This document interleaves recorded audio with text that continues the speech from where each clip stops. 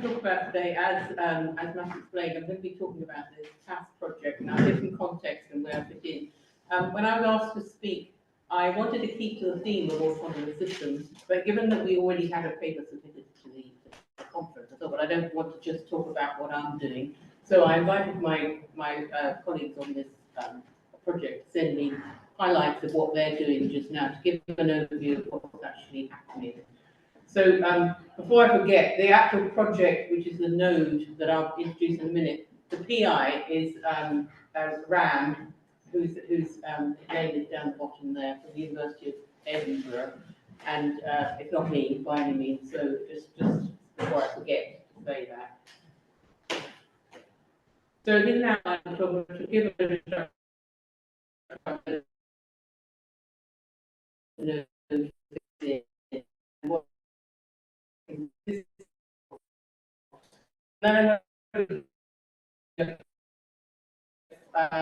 For example, some work and for me, and two of them don't. But they're all quite why that is when I get to it. One of which you've already heard about. It was a £33 million Strategic Priorities Fund, and how it's organised is there's a hub at the middle, and that's one of the projects, and that has got the majority, more money than the other nodes anyway, and they kind of coordinate between the nodes and organise events and everything on their own as well. And then there are 6 nodes around the outside. There's starting at the bottom right: resilience, security, trust, verifiability and functionality, and governance and regulation. And that's the node I'm associated with, and that's what I'm going to be looking at today. So within the governance and regulation node, anybody who's involved has been involved in a grant proposal recently. They always involve pillars, don't they, about all the different aspects of the work. And our node is no different. It consists of 3 pillars. Pillar 1 is where the legal and social aspects are being looked at.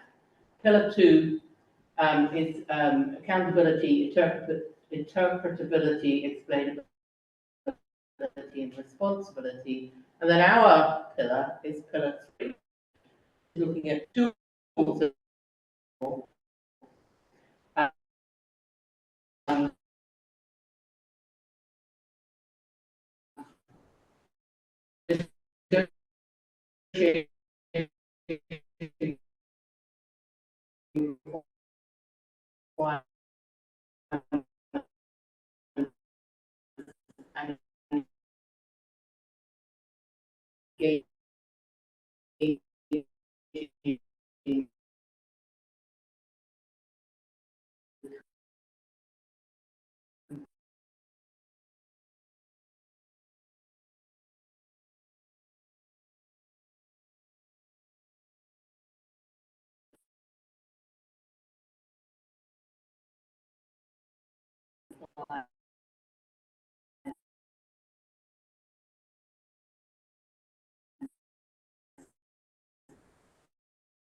evidence. So that's the node that I'm associated with, and the 3, because that's the one I'm involved in. And when I ask people to send me stuff, mainly it's people from pillar 3, I noticed that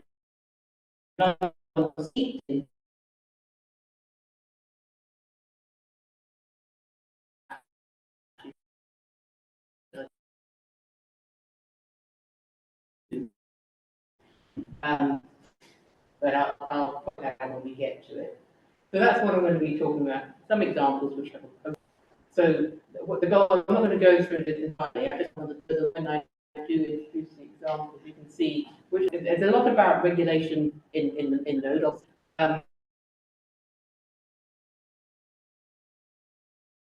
Obviously, and the point is, how can policy issues be integrated in the process? Does that mean? No, it's not. How can what about changes in regulation into design, and how will an autonomous system behave in that situation? So there that might include expected hostile agents in a system, and that might be inconsistencies in our design, etc. where they appear. Just to give you an idea, University of Edinburgh and the University of Heriot-Watt who are based in Scotland, because that's just, even though you'll have seen on the first slide, there are other universities that are not in Scotland, in England, and yes, in England as well as in Scotland. So this is the work that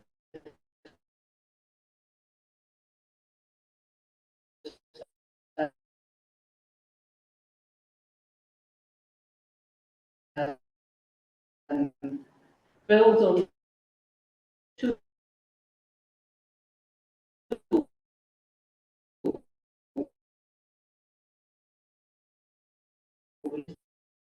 developed at Edinburgh called ABC, and it's a theory tool. And the basic idea is to be regulations and some scenarios that have already been coded and what reference to be pillar one. The way the system works is that it's existing, it's written in some sort of form of logic, and then scenarios are described by the legal experts.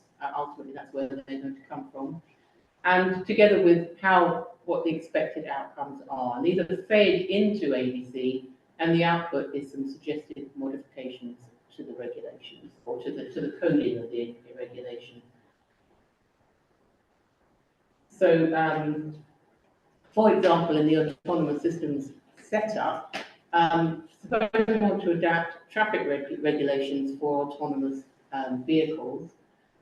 We need to reason about new roles of drivers and their responsibilities. Obviously, if there's an autonomous car, where does the responsibility lie, for example? So we're going to apply ABC to the system, and the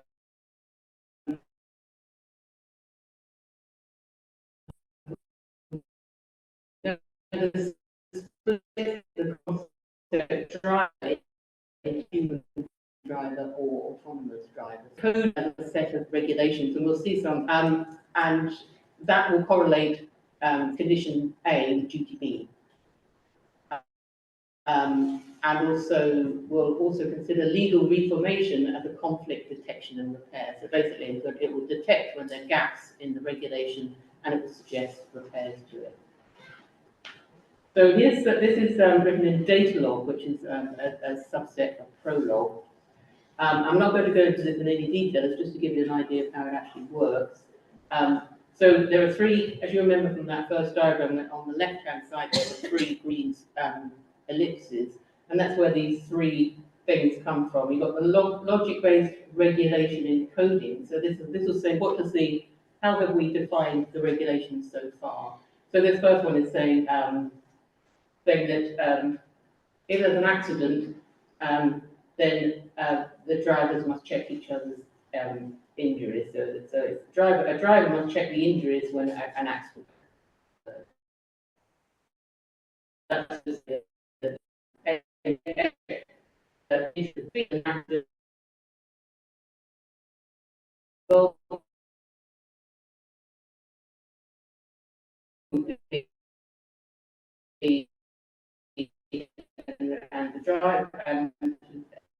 the driver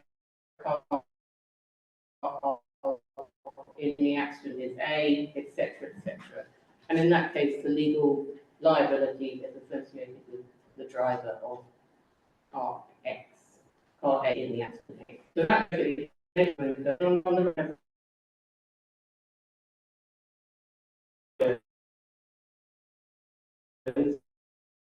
which what the scenario is. And just to note, all I want to point out about what's happening in this scenario, in the first scenario, we have A and B of A1 and B1 are human, car X1 is autonomous of A1 is the driver, and the second one is like expected observations consist of a set that we expect to be false. What we expect to be true is that the drivers check each other's injuries, and in the first scenario, A2 is, and in the second scenario, rather, A2 is responsible, but in the first example, the producer of the car is responsible because it's an autonomous vehicle. That's what we would expect to be true, and not the other way around, which is what we've got under our set F of X. So, to add regulation encodings we had at the beginning, then there's a suggestion that we change the encoding of legal responsibility by adding new preconditions to the rule. So basically, taking a very simple example and saying how you might suggest to update the regulation. So where they are just now, they want to sort of simplify this process, but it works, but it's very manual. So they want to introduce an intermediate recognition of structured English logic and use large language models in plain English, then that is automatically converted to the structured English, which is a semi-formal representation, and that is passed into ABC, and then the legal experts look what the suggested repairs are, and that gets fed back into the system. So that's where that project is. So as I said, I'm not going into that.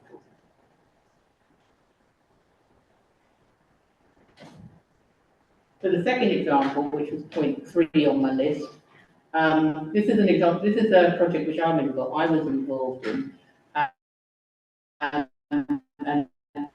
called Caesar, and it was a project with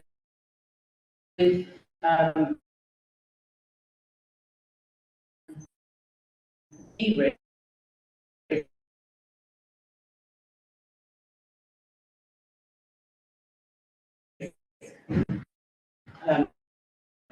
who I'll introduce in a minute, but who did it?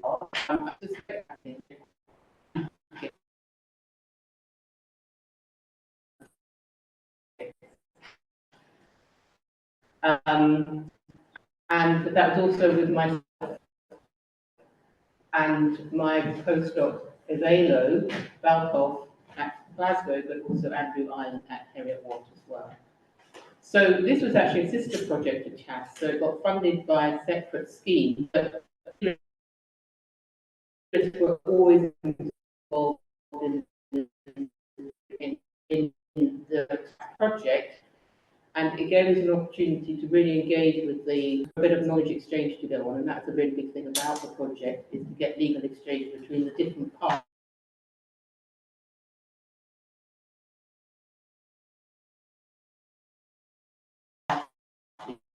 involved in these systems. So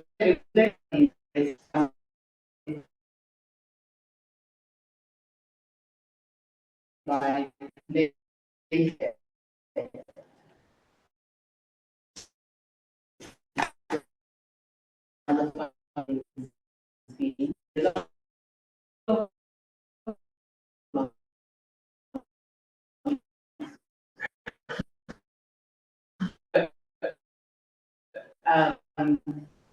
my involvement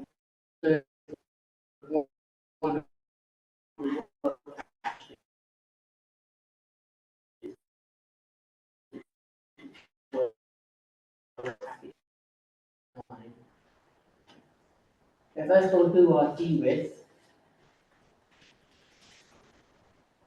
So de-risk are a development of intelligent software systems, and they capture model one involved in capture, or the one that we've used in the capture, is to write clear, verifiable software requirements which are unambiguous, which they've developed over years of experience.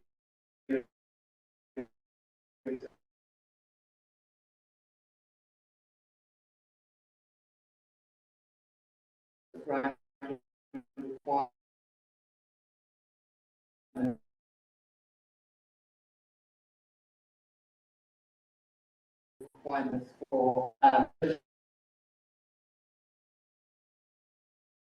certification purposes.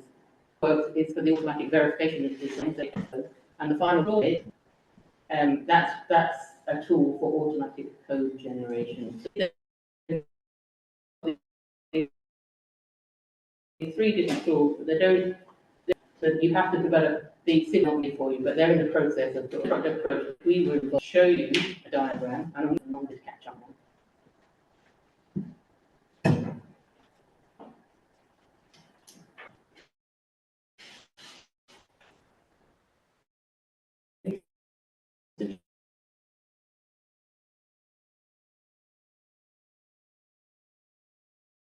Yeah.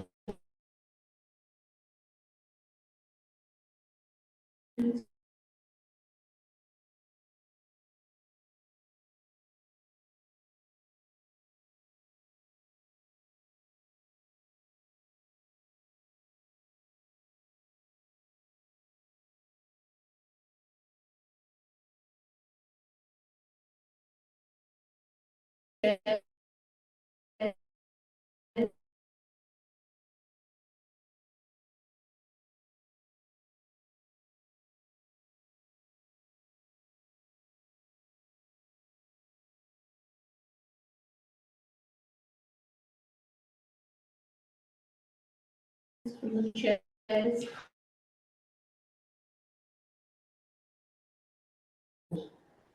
which is called Bliss.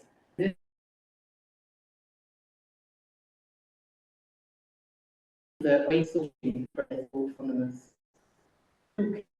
bit. This is the part that we were involved in. We had 4 months of ago as our what we were being funded for, and we focused on the probabilistic requirements and the use of PRISM with a focus on autonomous systems requirements.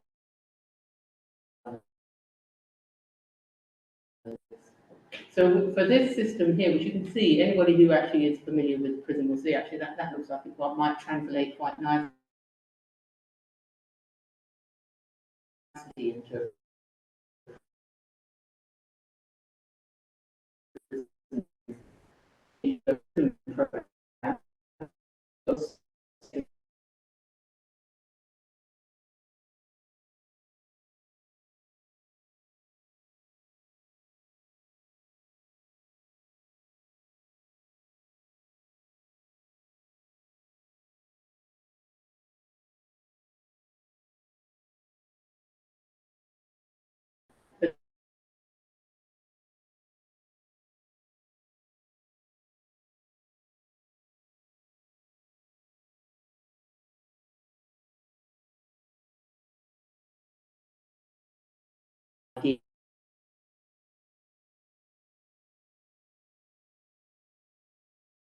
here.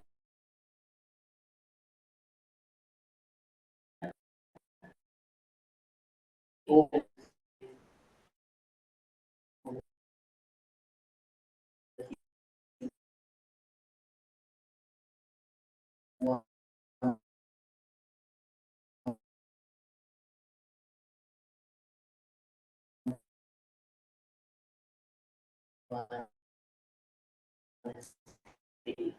and similarly, doing other tests will do.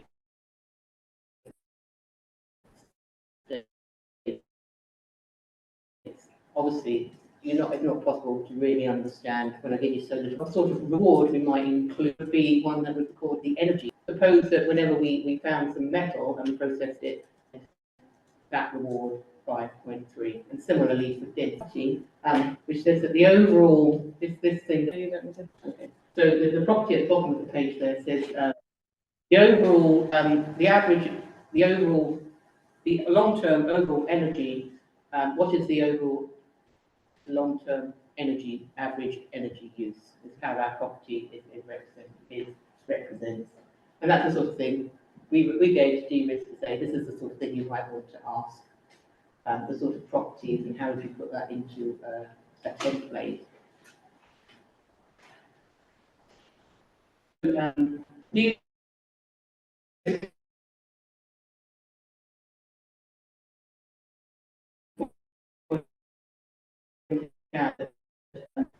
well as us working on, they were working with a candidate at the University of York, and she was doing a PhD called Model-Based Assurance Case for Robotic Systems Supported by Formal Verification. Someone mentioned Simon Foster yesterday. Was it you?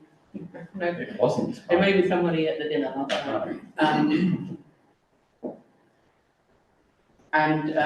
Basically what she was doing, she was using capture in her work where she was looking at some requirements in a particular case in these robotic systems where she was using state chart model and these probabilistic assertions, and she generated her probabilistic assertions by using capture.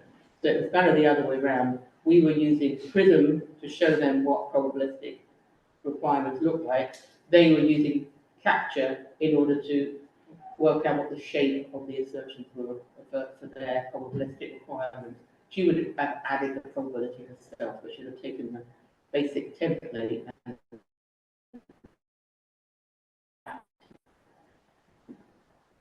So that was that project. Next one is one at Heriot-Watt. And it's also Edinburgh. I don't know, well, yeah, Edinburgh's stuck over there on the left, which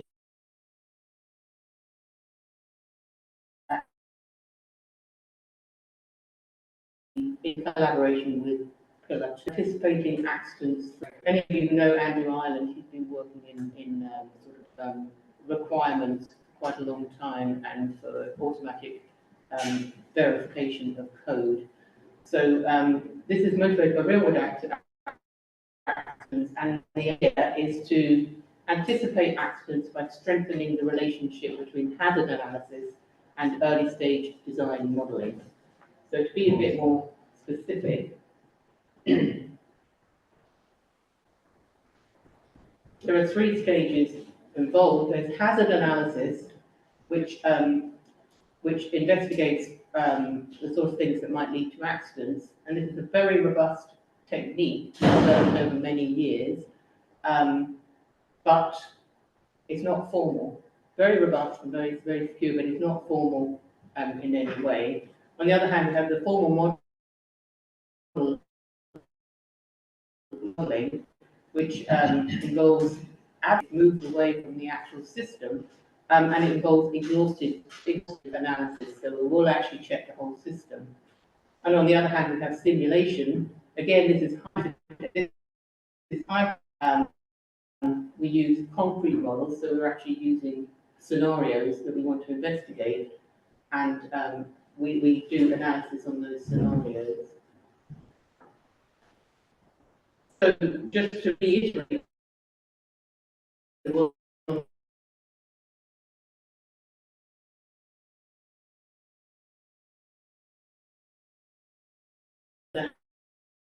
hazard analysis is informal, an informal control, and then we have that we've created, and then scenarios using knowledge about real-world phenomenon.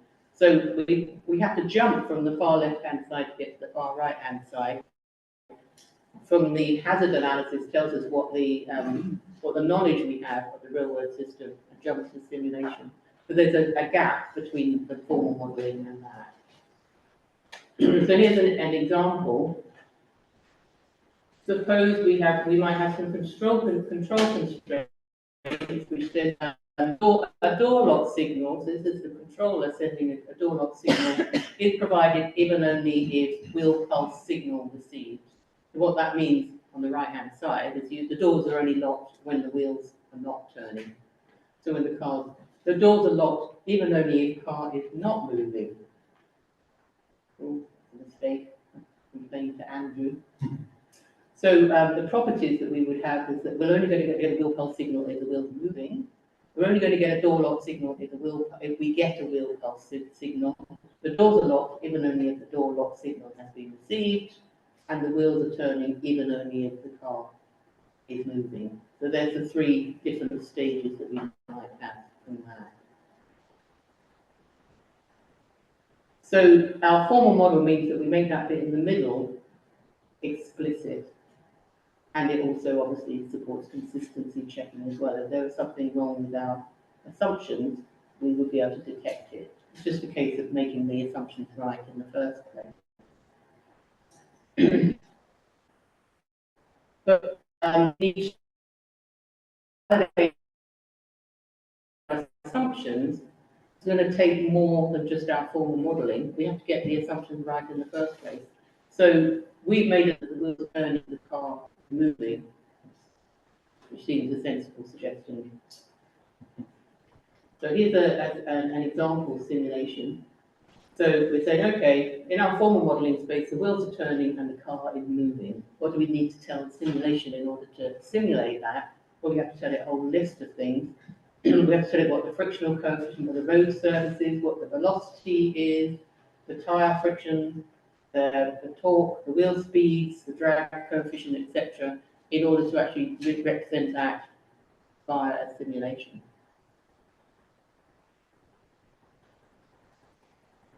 What about this other scenario? What about if the wheels are turning and the car is not moving? Well, we would say, okay, the velocity is greater than 0 and the frictional coefficient of the road reduces to 0.5. This will actually produce a scenario in which the car is not moving and the fact it's not being driven, but the velocity is greater than 0. So this is going to contradict our assumption. So here's a simulation of what in Carla of that scenario. This is car, if I'll play it again, you'll see what's happening.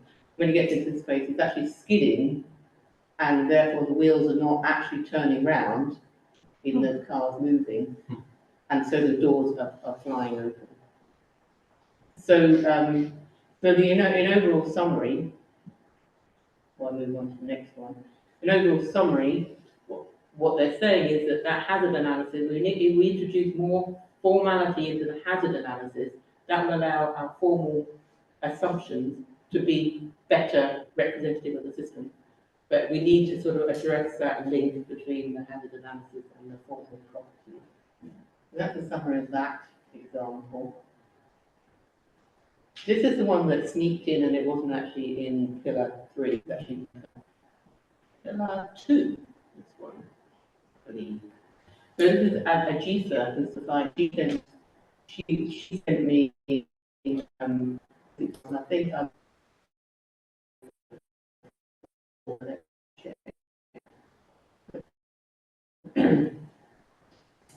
example which should come up. It involves deep learning. I thought I can't really give a talk without some learning stuff in there.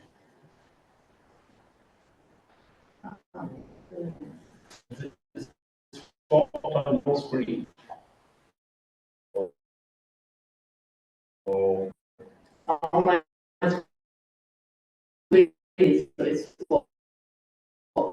yeah. It must be the connection was waiting. Yeah. No, it's on a different Wi-Fi. Oh. Yeah. Right, so obviously this Wi-Fi probably is a bit.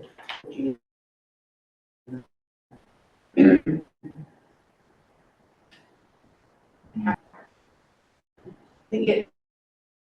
Yeah, we've got a very in-depth view of the sea level. So there we go. And I did just click it again, so it's going to just jump in there.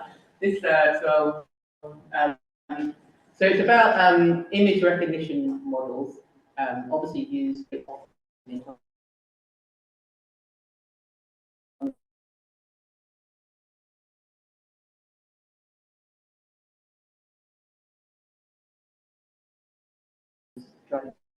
scenarios. As the obviously the image recognition, for its safe operation, it has to be extensive. So who's the one person that I know from the node? She's very much an expert on testing. That's what.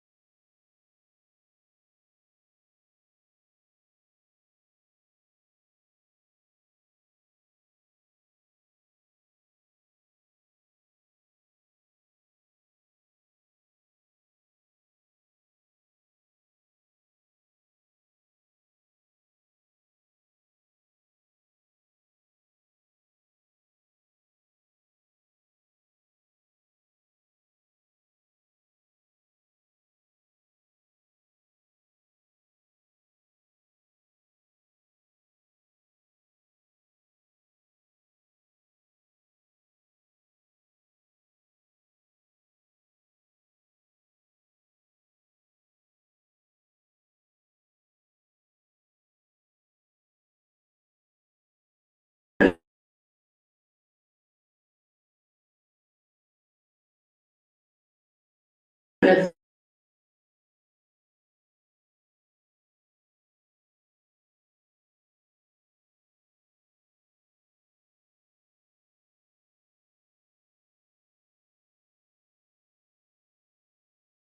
so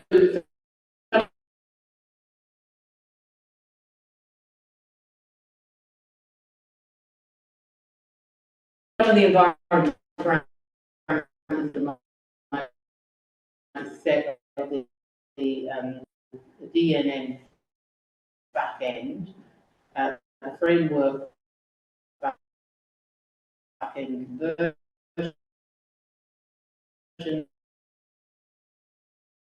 the compiler optimizations, the kernel libraries, and the GPU devices. These are all set before the model is created, and then obviously we run it through the model. How long it took to actually run the model. By varying the different parameters and the different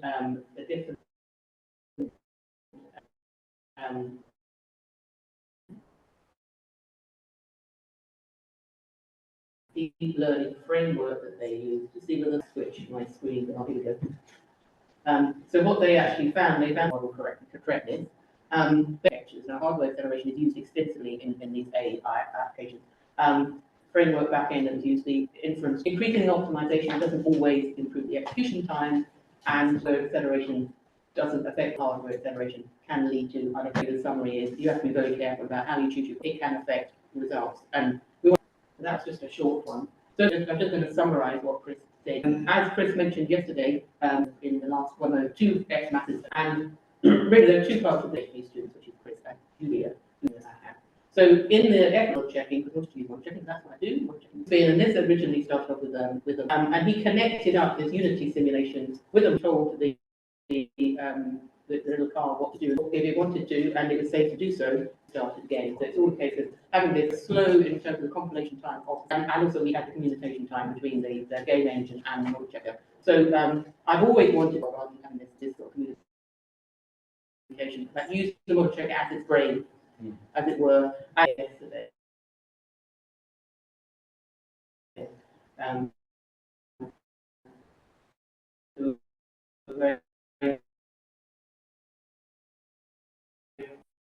Very, very pleased.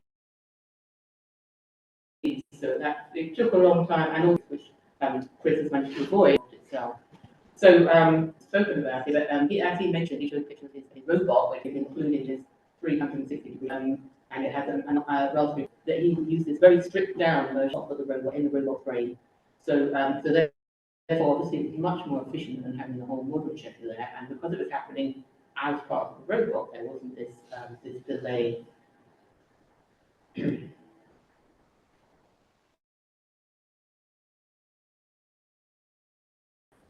So again, you saw all this yesterday, but I thought there were nice pictures who weren't there. This is just a representation of the robot approaching a disturbance, checking around all around it to see where the safe places were, and deciding how it was to turn as a result of that.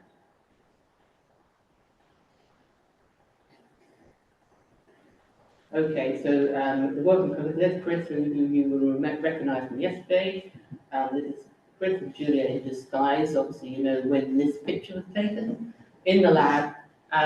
So, as Chris mentioned, he's going to be extending the approach to goals and go back to the overtaking and try and include that in the model.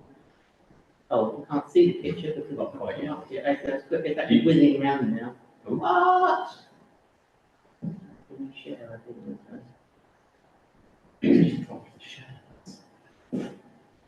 Frustrating.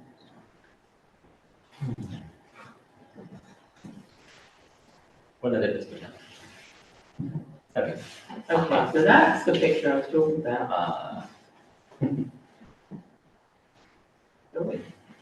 So that's Chris and Julia, and they're still working on this, and Julia is continuing to use her Box2D physics engine to generate plans, and they very much have a complementary approach and work very closely together.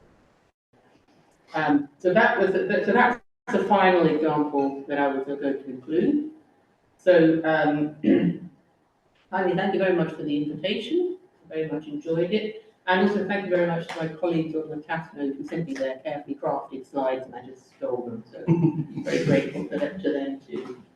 So thank you very much.